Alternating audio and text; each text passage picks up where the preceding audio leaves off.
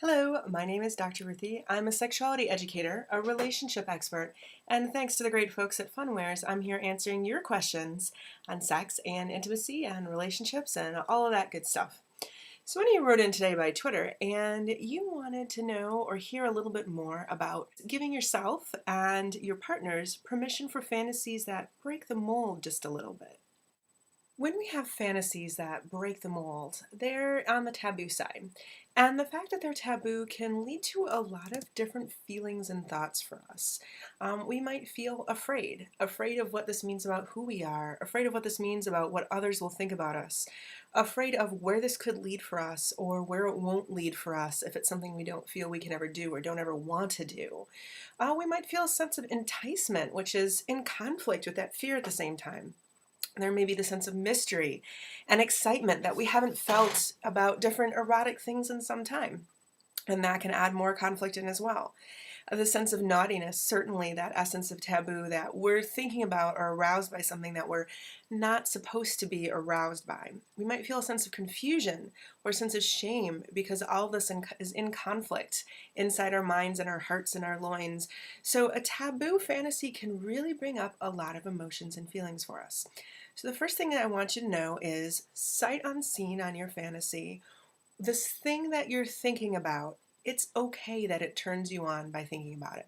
That's fine. I'm saying that because I know it's true, regardless of what your fantasy may be. And you say, oh no, Dr. Ruthie, you're not thinking of my fantasy. My fantasy is different and terrible.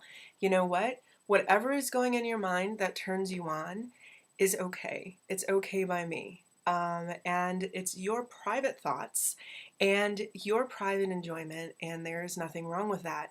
Our mind and our imagination gets to play in a way that transcends boundaries of rules and appropriateness and all sorts of things like that. So imagining it, whatever it is okay. Don't worry about it. It doesn't necessarily mean you want to do it. It doesn't necessarily mean that you've lost your connection to reality and you don't know that it can't work that way. It's a fantasy. We know that. It's easy for me to say not to judge yourself on it, but I hope that you'll take that to heart and recognize that it is your imagination, it's your playfulness, it's your creativity, and that's a good thing. Some of the negative feelings that go with it for you may not be good things. And we're going to talk about figuring out how far, if at all, you want to take this fantasy into reality. And let's get into that right now. So, my first thought is to begin by granting yourself permission to explore in safe and appropriate ways a little bit at a time. And the beginning of that is just allowing yourself to imagine and explore the fantasy in your mind. Again, this isn't doing it. If it's something that would normally put others at risk, you're not putting anyone else at risk because it's just you and your playful mind. So, granting yourself permission to say, hey, let's see where my crazy mind goes. Is my crazy mind questioning things about gender, things about rules of society, things about anatomy and bodies, things about our cultural standards and things like that?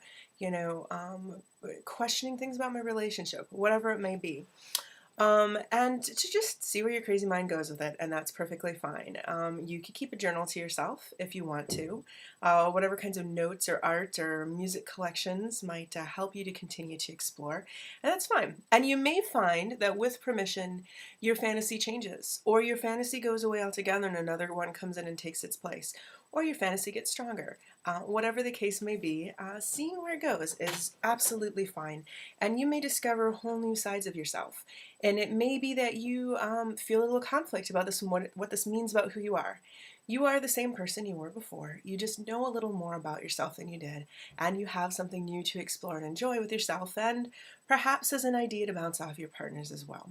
So begin by breaking the isolation and granting permission to explore safely and privately. You can then move that forward, perhaps if it's legal and appropriate, to exploring virtually. And that can mean finding stories that other people have written about what you enjoy, or writing some of those stories and sharing them on a website for that sort of thing, and getting feedback from other people if you like, and you can do it anonymously. Whatever the case may be, the internet and the telephone gives us a lot of options for low-risk exploration that doesn't hurt anyone else because it's all fantasy, right? Then what we can do is look at sharing this with trusted others without the expectation to do it. Now, before I tell you how to do this, I want to caution you and say, There's absolutely no need to explore your fantasy with anyone else unless you decide you want to and it's in the best interests of you and your fantasy. So when you share it with someone else, it's because you think, well, I think it'll be harder to share it and I think it's appropriate to share it.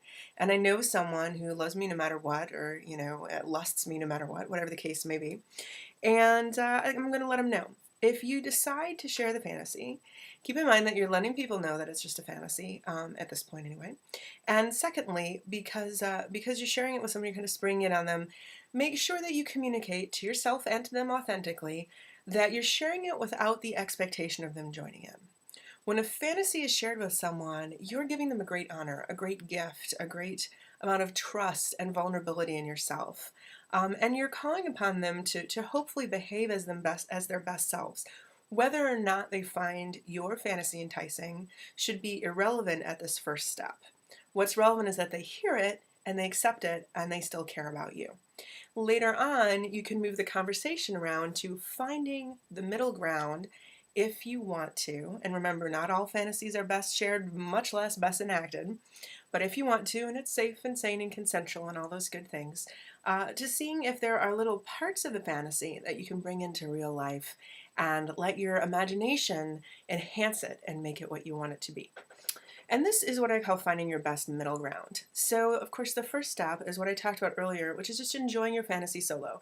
It stays in your mind, it doesn't impact anyone else. This is a safe way to enjoy and give yourself permission to explore fantasies that simply are not suitable to come to life or share. Those real rule-breaking type fantasies, or those fantasies that simply have no grounding in reality whatsoever. And you can go ahead and just enjoy them yourself and not worry about other people's reaction to them. There's nothing wrong with that. And some people with some very basic, easy to accomplish fantasies still decide that it's hotter in their own imagination and they don't want to find out if it works in real life or whether other people want it. It's their fantasy and they own it. And there's nothing wrong with that either. So that's that first step, is enjoying that solo level. The second level is, like I mentioned, enjoying it virtually. So the story sharing, the anonymous types of communication. This shouldn't be anything that takes over your life or, uses up so much time that it influences your quality of well-being. It's just a little bit of fantasy exploration time. The next level then is just to talk and tease about it. If you find someone that you can share it with, whether it's anonymously or someone in person, to enjoy a little bit of dirty talk and teasing about key points.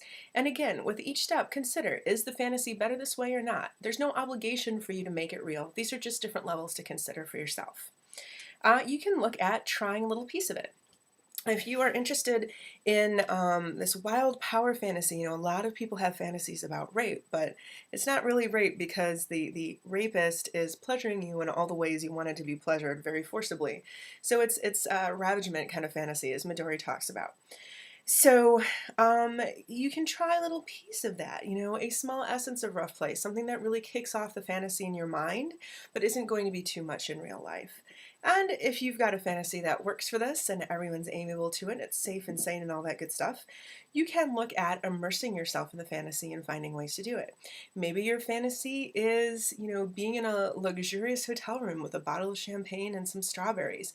Fantastic. Maybe it's some gender play where you want to pretend to be a different gender, or you want to be in a different gender for a little while, or for a long while, and that's something that you have wonderful partners that you can experience that with.